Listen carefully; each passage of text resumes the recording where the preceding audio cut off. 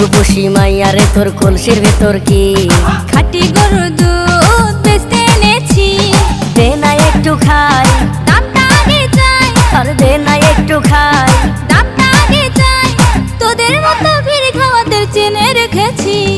ও রূপসী মাইয়ারে তোর কলসির ভেতর কি খাঁটি গরুর দুধ বেচতে এনেছি। ও রূপসী মাইয়ারে তোর কলসির ভেতর কি খাঁটি গরুর দুধ বেচতে এনেছি।